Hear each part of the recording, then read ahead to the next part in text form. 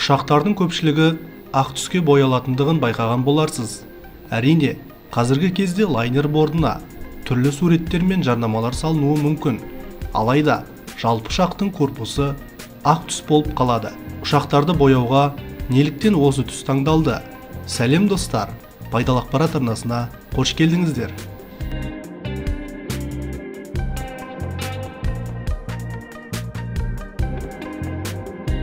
Алғашқы уақытта ұшақтарды мүлдем боямаған. 20 ғасырдың ортасында алып ұшатын машинаның фюзеляжына шамамен 500 кг бояуды қорытуды ысырапшылдық деп санаған. Сондықтан металл фюзеляж әдетте жылтыратып өңделген. Бірақ қорғанышы бояу қабатынсыз фюзеляж жылдамырақ қорытылып, нәтижесінде ұшақты пайдалану шығыны өсе берген. Содан бері ұшақтарды көбіне ақ түске бояй бастаған.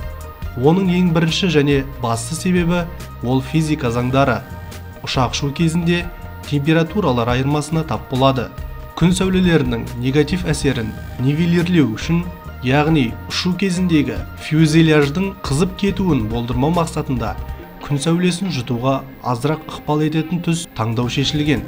Оның екінші себебі пайдаланудың және техникалық қызмет көрсетудің ерекшеліктері. Ақ бояудан кез келген майдың ізі, тотық, сызат, сынық және тағы басқа кемшіліктер жақсы көрінеді. Сондықтан қазірдің өзінде кей ұшақтарды толықтай аққа боямағанмен, оның маңызды жерлерін ақ түс етіп қалдыруға тырысады. Үшінші себеп – іздеу құтқару процесі.